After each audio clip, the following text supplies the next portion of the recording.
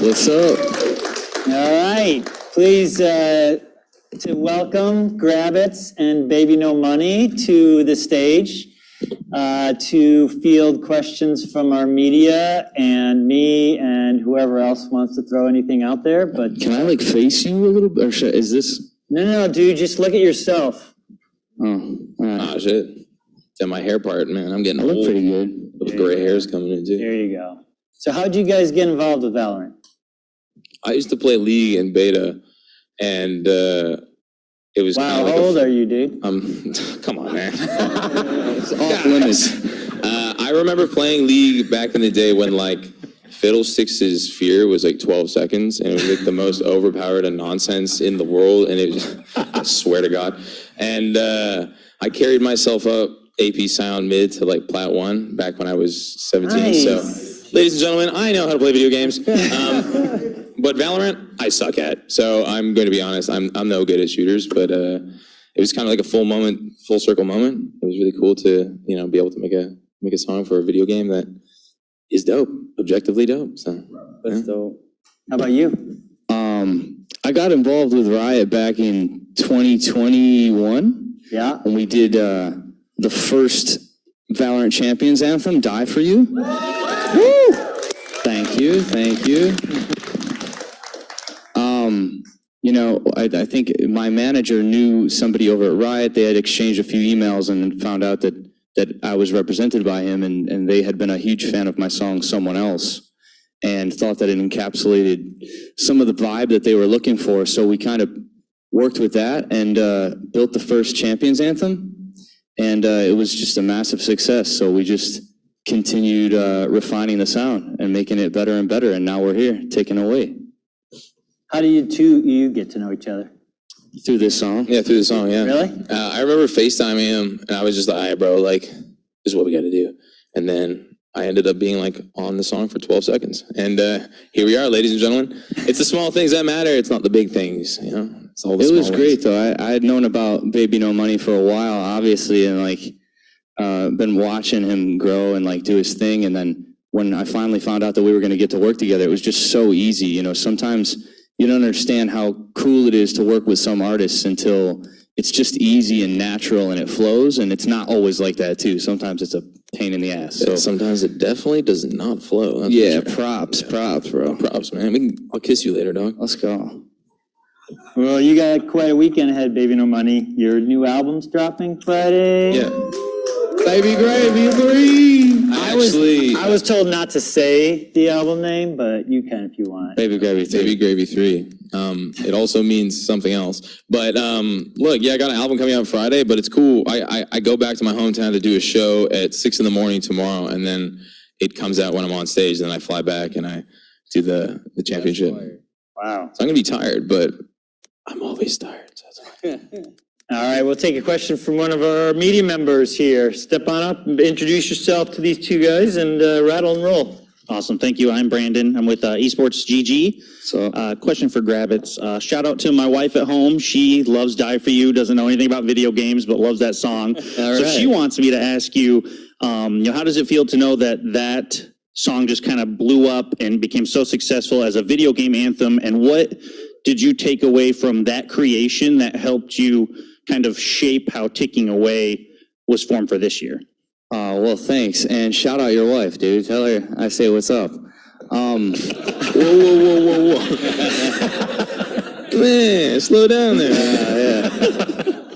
I mean, obviously the experience was a first time for me to have something go the way that song did. But I think that the vision for the song was so pointed originally that it helped kind of put us in the box that we needed to be in. And then in all of the subsequent anthem years, I think it was easy because we knew the groundwork that we had to work with, and we just wanted to evolve it. And obviously you don't want to make the same song 3 years in a row or the same vibe or whatever. So you take little pieces and evolve it to the next year, and then it becomes something entirely new, but with something familiar, Exactly. Thank you so much. I got a question for you. Does your wife listen to Let Them Only See Butterflies? Yeah, tell her to listen to my album. Just dropped. Okay, I will. Well, I'll text right now. Next question. Starts yelling at him. Hello, my name is Pedro Romero. I represent Blix GG. Likewise, it was a good song produced by both of you guys. This question goes for both of you guys. I want to know what's the creative aspect like, and the creative process was like for you guys in composing the song, and also trying to differentiate from your previous project from Die For You. Grabbitz, what was that creative process like for the both of you? So I pretty much got the brief while I was in China, and they were like, yo, try to record this before X date. And I was like, okay, cool. So I had 3 hours literally out of my whole schedule for 2 weeks while I was in China. And I was like, hey, I went to a studio, had no idea really what was going on. And I heard the song, and I was like, okay, let's be real on it. And I just said win and lose, and either way I'm there. Because no matter what, when you play video games, and if you get dumped on, you get absolutely cracked on, then you suck. But you're still playing the game because it's addicting. Yeah. So, we got to a point where I was FaceTiming him, being like, yo, add this or do that. Because he produced it, and he's a genius and also beautiful, and look at his jacket. So it was really seamless. Like he was saying, it was a very like enjoyable experience. Sometimes making music with people sucks because people are too like particular about things, but it was easy. And once again, he's beautiful. Look at his hair. So are you, bro. Kiss me, dog. So you're saying Grabbitz is the Leo Faria of the yes. music group? Okay. The what? It's all right. Just keep going. Don't worry about it, man. Yeah, I mean, the process was awesome this year. I mean, there definitely was, there was some guidance in that we pick a different theme every year, right? So this year was one more, and it was all about pushing for that next thing. And the song ended up being a little less so serious than the other anthems, I think. And part of that, I think, was because of Baby No Money's verse, which was, he brought, no, but I say this even in the track breakdown that we just did. Like, I'm always pretty serious on songs, and I'm, screaming and, this rock energy and all this stuff. But then, like, at the end of the day, it's all about competitiveness, and it's all about winning and losing. And when Baby dropped his verse in, he brought this like lighthearted aspect and this fun aspect to the competition, which I think is what separates this year from the first 2 years. And I think it's more fun now that we get to kind of listen to it and be like, winning, losing, either way, I'm there. Like it's just it took on new life, and it was really fun. I don't know if that answers the question at all, but it did. Thank you. No, man, thank you. Thank you. Baby No Money. Hey, Boostio, what do you think of Baby No Money? I love Baby No Money. Come up here. Yeah, hit the gritty. Boostio. What's your name? Boostio. Boostio. Man, you take the seat. Thank you. Let's go. Boostio, when you wrote the song, Ticking Away, no, actually, Baby No Money, you rewrote the song, didn't you? So there was a part that was like kind of already organized that Grabbitz kind of wrote, and then I was like, this sucks. No. I was like, I just don't sound good, because sometimes like when you make music, if it comes from you, it just sounds better, genuinely. And there was a more like a reggaeton beat, and I just never sound good because I'm not Bad Bunny, and I just don't know how to sing in that like kind of cadence.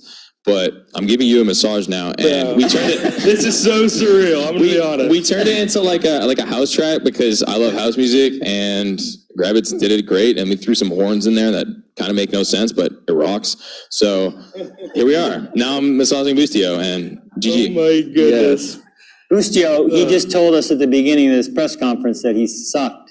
Yeah, I definitely said that. No, he said it. He said he was horrible at Valorant. Do you have any tips for him? Advice? Who should his agents He get cornered, period. How many hours you got? Definitely not enough. There's no question. Put in 2,000, 3,000 hours, and you'll be good. Yeah. I've been playing video games since I was 5 years old. Oh my God. You're really good at Valorant, huh? I'm decent. Well, how's your carpal tunnel? You have a good physiotherapist? Because I went to school for kinesiology, so I can massage. Dude, I'm massaging you right now. I dog. know, Come it on. feels actually amazing. I'm the reason why he's gonna win everything in his life right now. I will win it for you. Yeah. Loose mouse hand going on. All right, Bustia, we'll have you back up. We'll have right, some thank pictures you. with you. Thanks for joining us. We'll see you in a second. Good to meet you, man. Now my thumbs hurt. All right. I need the massage. So, you guys got any sneak peeks for Saturday? You want to share what the ceremony, what you'll wear, who will be cooler than the other? I would just say it's definitely one of the coolest things that either of us have ever been a part of. So be ready for something next level seriousness. Nice. We So like the hype. we went to the thingamabob yesterday, like the arena, and The Thingabob? no, You just said Thingabob. The Thingamabob. Oh, okay. The good. Mobob.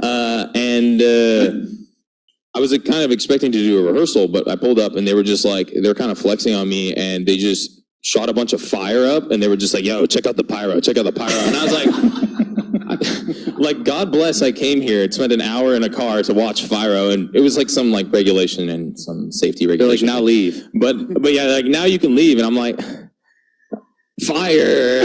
So it's super epic. There's like 6 massive screens that I was kind of worried for my life for them falling on me, but hey, it's We're regulated. showing up for. And we're I good. heard they broke the record for the most points of production in Kia Forum history. Nice. Yeah. Wow. So Looking forward to that. Question from the media. Yeah, hello guys, it's Hugo from Redcliffe. Quick question for Grabbitz. You made 2 great champions anthem, so I want to know what's Thank the you. main ingredients to make these good hype songs for champions. what's the main what? Ingredients. Oh, the ingredients. Well, I think a lot of it has to do with a pulsating rhythm and kind of mixing together dance and rock.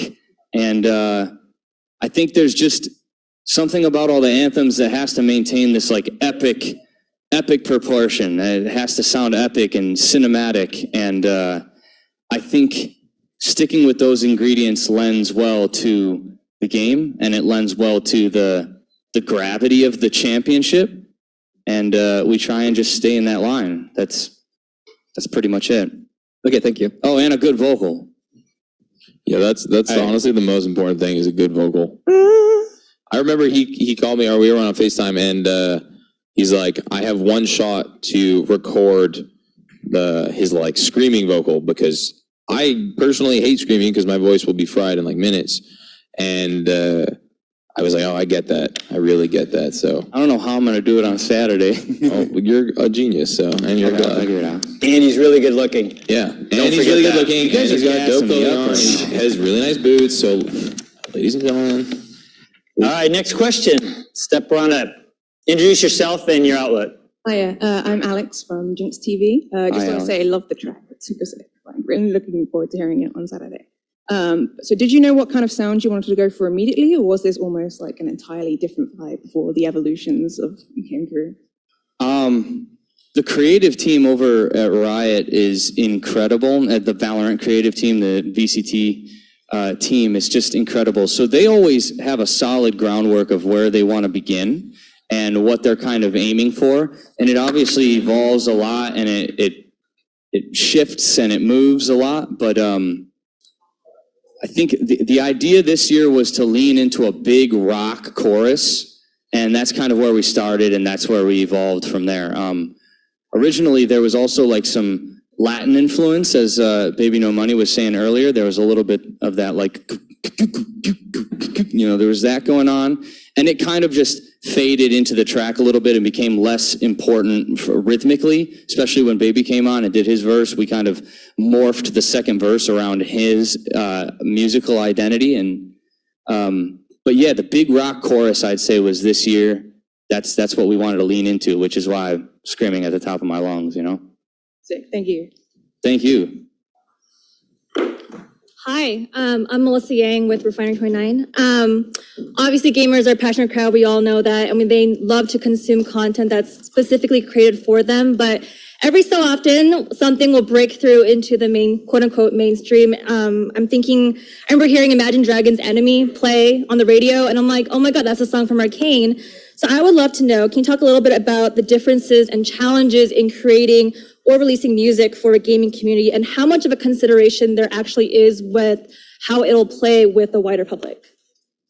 I would say that